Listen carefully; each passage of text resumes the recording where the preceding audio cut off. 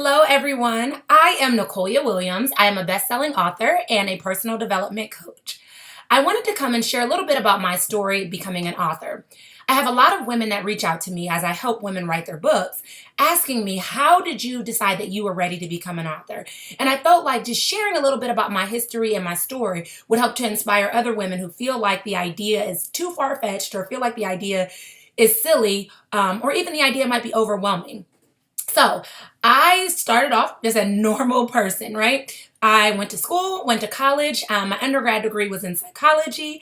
My master's degree was in education, but not like in teaching education, but in clinical and school counseling. And so I did counseling in the school setting as well as in like clinical, like hospitals or outreach settings in my local community. Well, I remember being back in high school and we were still writing 5 paragraph essays. And I went to kind of like a not so good high school. It wasn't terribly bad, but it definitely wasn't one of the good high schools. And I was in the advanced placement classes. But what I didn't realize is that the advanced placement classes weren't really advanced teaching, so to speak. And so we were writing 5 paragraph essays up until 12th grade. And when I got to college, I thought I would do great. So I signed up for all these like advanced writing courses and I thought I was just going to do wonderful. I remember my best friend was a journalist because we just assumed that we were these great writers. Well, my very first essay that I turned in at college was marked with an F, and I had never gotten an F. I graduated high school with a 3.98 GPA, and so I was like, oh my gosh, why am I getting an F? And my teacher was really harsh, looking back. I don't think that he should have stated it like this, but what he said was I wasn't a good writer. And he kept insinuating that my writing wasn't going to make it very far. Like I was not going to succeed in college or anything further than that if I didn't figure out how to get my writing together. And so being kind of prideful, I said, well, fine, I'm just a bad writer. And I internalized that for years. And so for years, I just knew that I was a bad writer and I just kind of let it go. Fast forward a couple years, one of my mom's best friend's daughters wrote a small poetry book. And I remember buying and reading her book and just thinking, wow, this just seems like a great way to kind of get your story out, to get your idea out, to share her words and different things that she enjoyed sharing. But she was only in like fifth or sixth grade at the time. And here I was in my mid 20s. And I kind of was like, oh my goodness, oh well, I let it be. I still had this idea. I'd still internalized this idea that I was not going to be a good writer. Well, then one day I decided that I would kind of go forward with writing a children's book. And the idea came to me because I was reading a book to my daughter and it kind of sparked a children's book idea. And then from there, I started to kind of like tell her stories at night because I would take books that we read and I would kind of put like a spin on it or a spark to it. And she always liked it and she'd say, tell me more. And especially as she got older and she knew how to read and she realized I wasn't reading exactly from the book, she'd be like, tell me more, Mom, tell me more. And so I started to just make up stories. Then I'm like, man, a children's book cannot be that complicated. So I remember spending all this time seeking out to find an illustrator and a graphic designer and an editor and reading a couple different children's books. I even met with a children's book author to get ideas. And so I was very set on how I was going to write this. I looked up like ISBNs and how much they were going to cost and self-publishing and all these things. And I was very set on this idea that I was going to publish a children's book. Well, when I started to get ready to write the book, I think I wrote maybe the first 2 or 3 pages, all that fear set in. That fear of you're not a good writer, you're not good enough, nobody's really going to read your book, you're not really going to go far with writing in life. All I kept thinking is, who's going to buy this book? The only person that's going to like it is my daughters. They're the only people that are going to want me to read this story. And for all of that, I might as well just go to one of the websites where I can create a book and make it for them and call it a day. And so I allowed fear to set in and I subconsciously gave up on that idea. I remember saying every day I was going to work towards it and I would continue to read children's books, but slowly but surely I fell off. I wasn't dedicating myself to it. Well, one day I woke up and I decided I was sick and tired of being sick and tired and I was going to sit down and write this children's book. When I tell you I looked everywhere in my files, I looked in my phone, I looked everywhere and I could not find what I had written. So I was like, all right, I'll just start from scratch. When I went to start from scratch, I had completely forgotten what the topic was going to be about. And I remember thinking like, this book is going to be powerful. Like this book was about something really important that kids needed to hear. And at the time I was working with elementary students, so I knew about different struggles that they had. And I did a lot of bibliotherapy, which is therapy using books. So I knew different, things to do, but I had forgotten the idea. And here I am trying to pull ideas, but the ideas were coming from nowhere. So I took a break from it for about a week. Tried to wait. Nothing came up. I started to tell my daughter stories. The idea still never came back. To this day, I still have no idea what that first book was going to be about. But I remember feeling so angry with myself that I had basically let such an important dream of mine just die. I gave up on that dream because of an opinion that somebody had about me years ago, which is ridiculous. And so I decided from that moment forward, I was going to be an author. No, I probably may not remember that idea, or maybe I will, but I decided that I was going to write something different.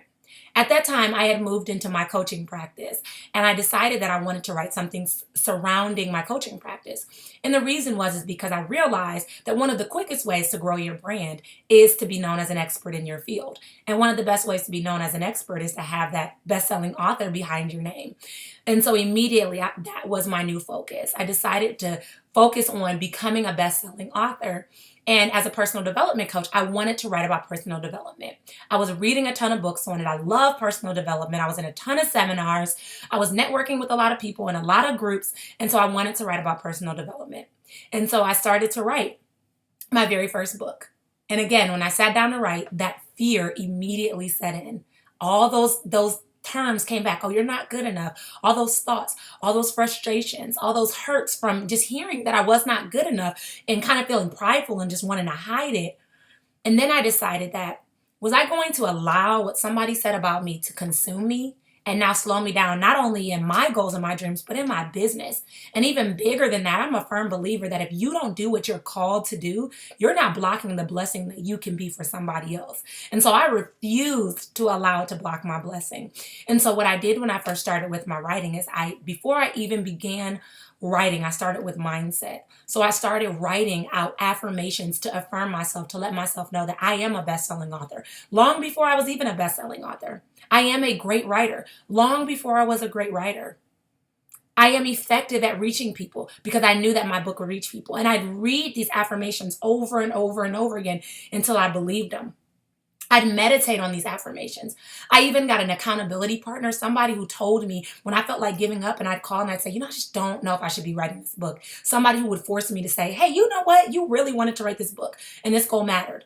I made a vision board surrounding book writing. It said best-selling author on it. It had pictures of books and it had pictures of me speaking and all of these things that I thought was going to come from me becoming an author.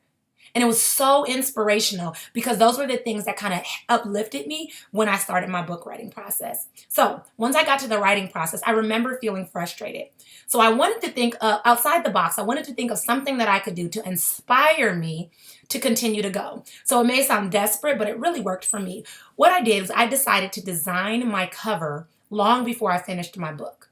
And I had my cover designed, and what I did was I printed it out. I got really high quality printing done of it.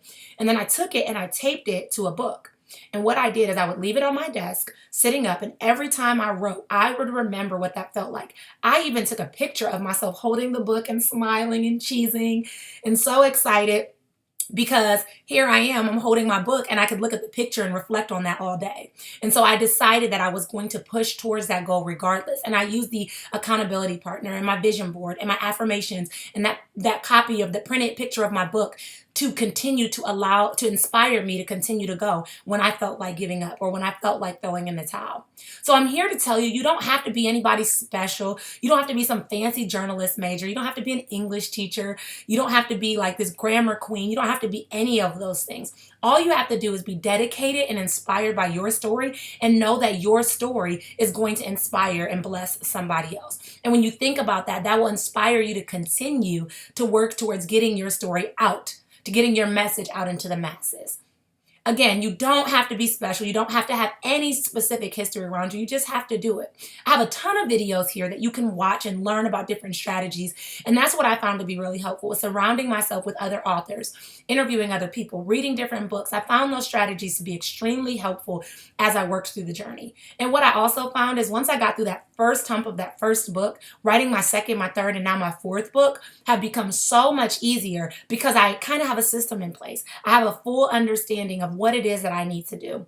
And so I just wanted to share that with you because I hear so many times that women give up on their goals because they feel like they're not good enough. And that's not true. That's a myth that we're told, and you don't have to believe that. 81% of people want to write a book, but less than 3% actually go forward with writing their book. And I think that other 78% are the people that throw their dream away because of something somebody told them, or they throw it away because they don't themselves believe that they're good enough. And I'm here to tell you that you are good enough and that your story matters. If you look below, I have a couple of different offers for you. I'm going to share my Amazon link where you can see my different books. One of my books I think will be really impactful. It's called Make Your Message Your Masterpiece. And in this book, I walk you through the exact steps that you need to take from beginning to end, from coming up with an idea all the way to marketing and prospering off of your book. And my other books are personal development books, so time management books, organization book, tips for women books, those sort of things. So I'll put that below. I also have a freebie offer that I'd like to offer for those of you that aspire to become a best-selling author. I was a busy mom who was able to become a best-selling author, and you can too. And so what I'm going to put below is my offer for the bestseller blueprint. It's a strategy system that I use for myself through my books, as well as with my one-on-one clients to help them take their idea, publish it, and then still become a bestseller. And so putting that title behind you lets you know that you were able to conquer it all and really be able to reach your goals. And I want that for you. And I cannot wait to see you on the other side of being an author, seeing your name on Amazon, or seeing you travel the world and speak about your book and about your topic. It can come true. You just have to believe. So thank you for hearing me out, and I hope that you guys have a wonderful day. Oh, and make sure to check the comments and links below. Bye, guys.